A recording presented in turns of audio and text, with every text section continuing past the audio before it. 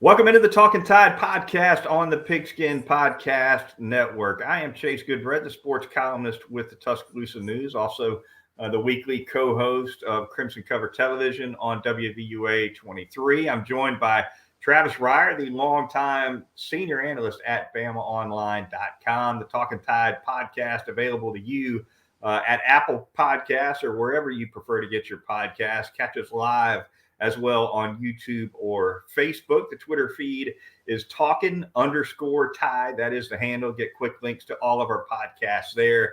Give us a like, give us a subscribe on YouTube as well. I want to thank a couple sponsors really quickly. Peterbrook Chocolatier of Tuscaloosa and DraftKings. More on them later in the program. Travis, we begin a day later than our normal time to go here on a Monday night. So we're 8 days removed from our last podcast, during which time Alabama basketball has split a pair, lost on the road to Tennessee on a Wednesday night for their first conference loss of the season. They turn around and absolutely drill the University of Georgia in rebounding from that loss to Tennessee. So we'll touch on both of those games, primarily Georgia, obviously, since that was the most recent one. Hit on a couple of other non-basketball topics on the back end of the program, Travis. But first, Alabama falls to number 2 in the national rankings this week after splitting those two games, as we discussed. But boy, this Georgia win, Travis, it was Alabama's third SEC win of 40-plus points on the year. Yeah, it's unprecedented, really. I guess you have to go back 50 years or so for the last time that's happened in the Southeastern Conference. So, bounce back Bama. It hits different, I guess you could say, literally, for some of these teams that have been up next. You think about the Georgia game. Georgia actually shot 30 free throws in the game and lost by 49 points. That's hard to do. Yeah. And even if Georgia had gone 30 for 30 from the free throw line, they still would have lost by 32 instead of 49. So just some mind-boggling numbers there. Again, the fast start for Alabama. It was really good to see Mark Sears rebound from that difficult performance that he had at Tennessee. I thought he needed that. Brandon Miller, when he gets off to those kind of starts, those two guys combined for 33 first-half points on Saturday in the win over Georgia. And it just snowballed quickly on the visitors from Athens. It was a runaway early. Brandon Miller, only 21 minutes. He wasn't needed for any more than that. 21 points in 21 minutes for Miller. You don't get any more efficient than that, Travis. He becomes the fastest Alabama freshman to hit the 500-point mark. And in terms of the Alabama freshman scoring record, he's still behind Colin Sexton and James Hollywood Robinson, two players you and I, obviously Sexton's fairly recent, but you and I, unfortunately, recollect Hollywood as well. Yeah, James Hollywood Robinson's still an all-time favorite. Anybody that could blow a bubble while going behind his back through a double team, that guy's high on my list. I always enjoyed watching Hollywood, and Colin was just tremendous in his only season too. When he wasn't blowing a bubble, Hollywood liked that toothpick too. When he was off the floor, you never saw him without that toothpick in his mouth. Love that toothpick. Came off the bus ready to get the shots up. James Hollywood Robinson. No question about it. All right, Travis, a little bit more on this victory over Georgia. Nick Pringle, 19-12, first double-double of his Alabama career. He picks up the Hard Hat Award and really, he got a lot of his production in the second half when the game was in hand, but forget that. He played fantastic. And Georgia, as bad as much as they were getting blown out, I don't necessarily think I saw a big lack of effort on Georgia's part in the second half either. I mean, they were out there scrapping. At least some of them were, and Pringle was impressive regardless of the game situation, I thought. Yeah, I don't disagree with that at all. I didn't think it was a mail-it-in job by Georgia. It's just a discrepancy, really, in talent. And this Alabama team, when playing at home, hasn't lost a game at Coleman Coliseum this year. And again, when they come off of defeats, typically they've been especially difficult to deal with. And, really the difference in a game like this being at least somewhat competitive in a blowout is when Alabama gets it going from three like it did. I mean, when it goes 16 of 34 from three, shoots nearly 50% on 34 threes, they're going to be tough to deal with for just about anybody. At 26 assists, again, that goes hand in hand typically when you're shooting it well from deep. But yeah, I mean, you talked about the minutes and how they were sort of doled out. You only had a couple of Alabama players that played more than 20 minutes in the game. One of those was a reserve, as you said, in Nick Pringle. I guess Brandon Miller played 21 minutes, but a guy like Jaden Bradley plays 14 minutes, has 7 assists.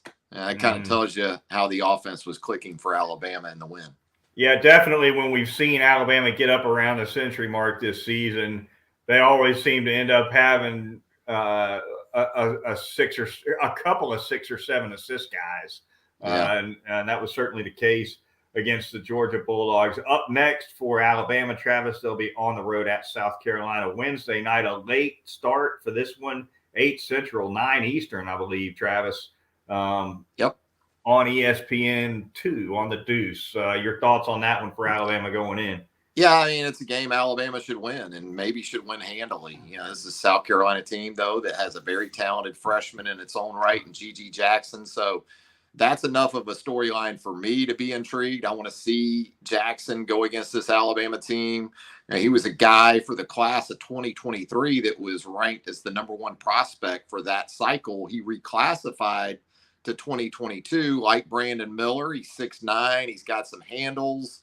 He likes to get up the 3-point shot. He's had some big games this season. He had 30 against Auburn earlier in the season. But other than that, you just wonder where it's going to come from for South Carolina in this matchup. And this is a South Carolina team at home in SEC play, Chase. 0-7 at home in SEC play this year. That's tough when you got Alabama coming to town. And so, obviously the job for Nate Oates and his staff is to, maintain the main thing is the main thing. And that starts with conference championship.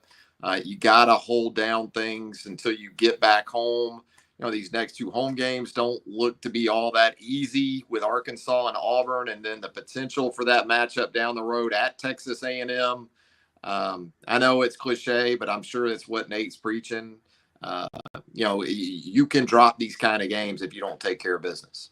Yeah, Alabama's going to get certainly get tested some down the stretch here beyond South Carolina, right? Arkansas, as you mentioned, that'll be a Saturday 1 p.m. tip in Coleman Coliseum, followed by a home game against the Auburn Tigers, finishing up at Texas A&M, which has had a heck of a year, especially in conference play, Travis.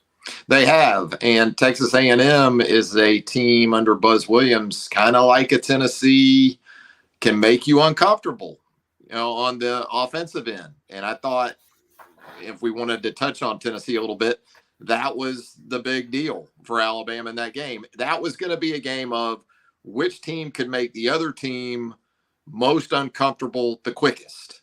And it just seemed like Tennessee was able to do that. Alabama was able to overcome some of that at Auburn, wasn't able to at Tennessee. Texas A&M's a team like Tennessee that can make you uncomfortable on the offensive end. So it's down the road, but it's sitting there. I think, when you look at Texas A&M's schedule, yeah, they get Tennessee here midweek, but Tennessee's got to go to College Station. So I like the Aggies' chances in that one. And then they go on the road to Mississippi State and Ole Miss. Those are 2 games they can win. So you talk about the top seed in the SEC tournament, and really you could have a tied situation, but the winner of that game, if it's Texas A&M, is certainly going to have the claim as a win over Alabama, as a legitimate conference champ. Yeah, the 2 themes, going back to that Tennessee loss, the 2 themes for me coming out of that loss to the Volunteers on the road. One, and Nate Oates said this in his presser, out physical for the most part by the Vols. And then 2, of course, the turnovers were a big deal. Turnovers have been a big deal in 3 of Alabama's 4 losses. But yeah, it was a it was probably not the best game for Bediako to be gimpy, right? Yeah. And he actually played quite a bit against Tennessee, more minutes than I thought he would, but he was not himself. And Tennessee, by contrast, at the 5 in the post, they've got bigs who are not only tall and athletic like Bediako, but they got a little more thump on the box out than Bediako. And I felt like that had something to do with Alabama only being 6 for 20 at the rim, right? Going against those guys defensively as well. So that was kind of my takeaway there. And of course, the other end of it is you got to take care of the ball better. You do. And, Tennessee also got, I think, 31 combined points from those 3 bigs, which they don't look to them for a lot of scoring. And then, of course, the next time out, Tennessee goes to Kentucky, and those same 3 bigs had like 8 combined points. So they were difference makers on both ends, no doubt about it. And that physicality, really from the outset, Alabama, again, comfort level just was never there in Knoxville. So learning experience and something that you can apply moving forward. Look, we've seen Alabama handle some of that pretty well in the past. Just look at the Houston game. Houston's a similar team to Tennessee in that way, and Texas A&M, and went on the road and took care of business in Houston. So there is a sample size that includes some success against that. Auburn got Alabama uncomfortable, really, down on the plains. So I think that's something they can deal with, but it could be fascinating if it comes down to sort of a de facto regular season SEC championship game. All right, the Talkin Tide podcast on the Pigskin Podcast Network. Moving on, going to thank a couple of sponsors here really quickly. Going to start by telling you all about the corporate sponsor. That would be DraftKings. Hey, NBA fans, time to bring the hoops action to the palm of your hands with the DraftKings Sportsbook, an official sports betting partner of the NBA. This week, new customers can bet $5 and win $200 in free bets. All you got to do is download that app now. Sign up with the code TPPN. New customers, again, can bet $5 on NBA action and get $200 in free bets instantly, only at the DraftKings Sportsbook. And again, that would be promo code TPPN. Going to tell you about Peterbrook Chocolatier out there at 1530 McFarland Boulevard North in the Indian Hills section of Tuscaloosa. I've referred to Peterbrook Chocolatier as the champions of chocolate in the past. And the reason why is because it's absolutely true. And once again, that is the case, because as we know, the Super Bowl of chocolate on an annual basis is the Valentine's Day holiday, right? Well, Peterbrook Chocolatier in Tuscaloosa, out of 20 plus stores, Goodbread, in the Peterbrook company, the Peterbrook in Tuscaloosa, Alabama, #1 in sales for February 13th and February 14th. The champs. We have to get us some champions. Have to get us some rings, Goodbread. Get us a couple of rings from Peterbrook Chocolatier. But again, it's not possible without the great customers and the great folks who have supported Peterbrook over the 16 years since it started in business there in Tuscaloosa. Thanks once again to everyone out there who made that happen. And by the way, you can still get by there. Easter's right around the corner. The chocolate lady went ahead and switched the store out just that quick. Valentine's Day to Easter. Going to be here before you know it. Peterbrook Chocolatier, 1530 McFarland Boulevard North in the Indian Hills section of Tuscaloosa. Time to do a bronze bust of the chocolate lady for that Hall of Fame, that Peterbrook Hall of Fame, get her in. Yeah, we could have like a walk of champions, leading up and everything, and have her right out there. Yeah, I think it's about time, All right, the Talkin Tide podcast on the Pigskin Podcast Network. Going to hit a couple more topics here before we close things out on this week's edition of Talkin Tide. Travis, former Alabama wide receiver Calvin Ridley, we've learned in the last week or so, is eligible now to apply for reinstatement to NFL action. Been out of action a lengthy stretch here now, Travis, really almost 2 seasons. A little bit more than a season and a half, going back to 2021 when he left the Falcons for an unrelated leave of absence. he's with the Jacksonville Jaguars now. Our Jacksonville Jaguars. We traded for him. Yeah. What do you see ahead for both Ridley and Jags with him?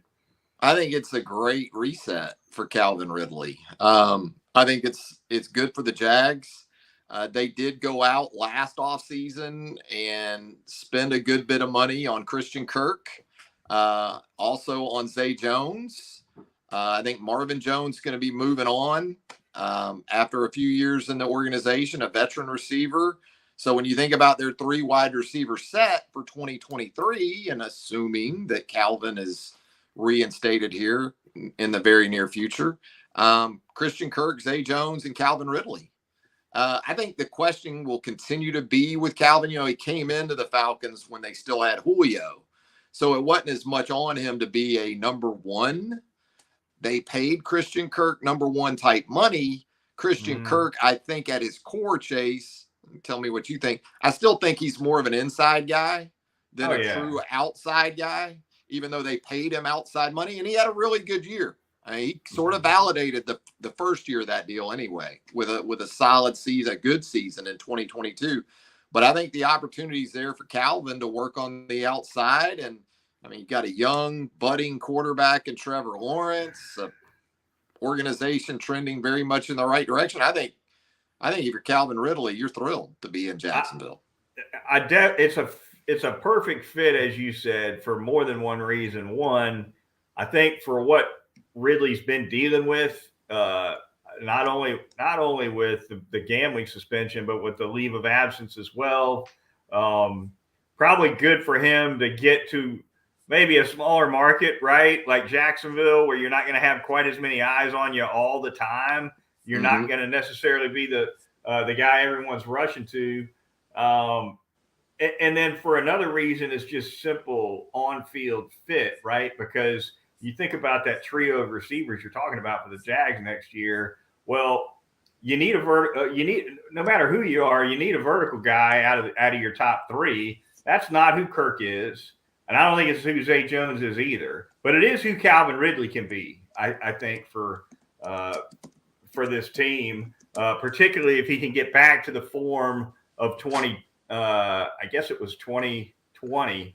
When he just went crazy for the Falcons and had like 1,300 plus yards. Yeah, and that's where having those other 2 guys that can kind of help each other, but with their collective presence against opposing defenses can be a really good thing. I mean, Calvin's a tremendous route runner. We all knew that going back to Alabama. So he brings that to the mix, and it'll be interesting to see what they do with Evan Ingram, too, at the tight end position. He came in on a 1-year prove-it deal, had a good year, stayed healthy. Do they bring him back? If they do, man, you're talking about Travis Etienne at running back. You got Ridley, you got Kirk, you got Jones, you got potentially Ingram with Trevor Lawrence at quarterback. That's a good-looking offense to think about. No question about it. All right, before we get out of here, lastly, Travis, wanted to touch on the latest we've heard from potential NCAA football rules changes for 2023. These are just in the proposal stage as of now, but they're all clock related. They're all geared toward injury prevention by way of reducing total plays per game. And the 2 most impactful by far of the 4, a couple of them are pretty innocuous, but the 2 that have raised a couple eyebrows, Travis, one, that the clock would run on first downs unless it's in the last 2 minutes of the game.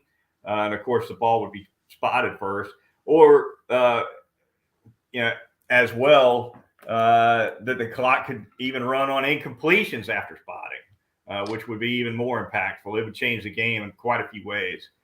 Yeah, the clock running after incompletions, I wonder how they would make that work, because we know a big part of stopping the clock late in games for offenses, right, is to spike the football, which is an incompletion. So yeah, I'm not exactly sure how that would work.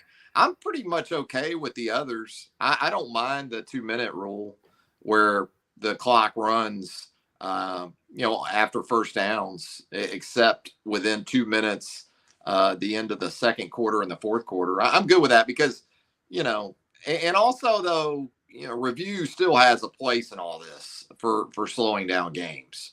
And, I go back to the 2016 Alabama Ole Miss game in Oxford with Chad Kelly at quarterback. And it was a hell of a game. Don't get me wrong. I mean, remember, I think it was 24-3. Ole Miss got out to the fast lead. You had the Eddie Jackson punt return. You had a couple of Alabama defensive linemen scoring touchdowns in that game. I mean, it was crazy. It was wild. It was entertaining, except that it took over 4 hours to complete, and some of that had to do with review too.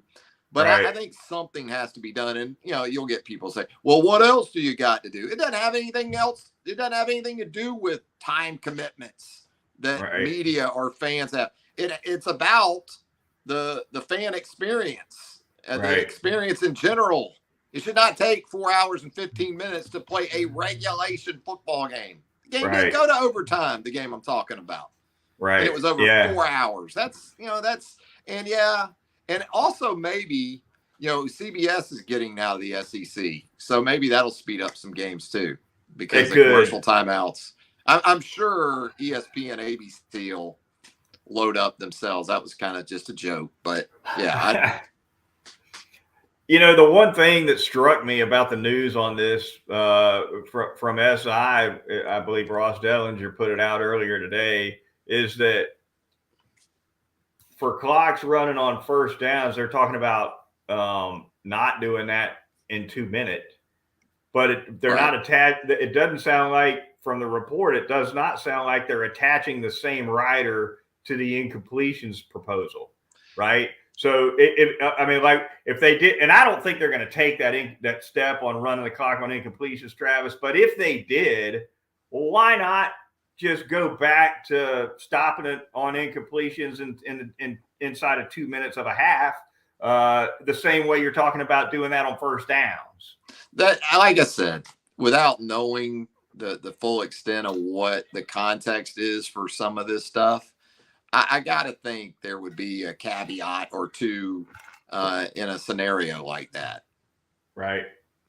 Absolutely. Fun stuff. It's talking season, Travis. It's talking season. It's XFL season too, Goodbread.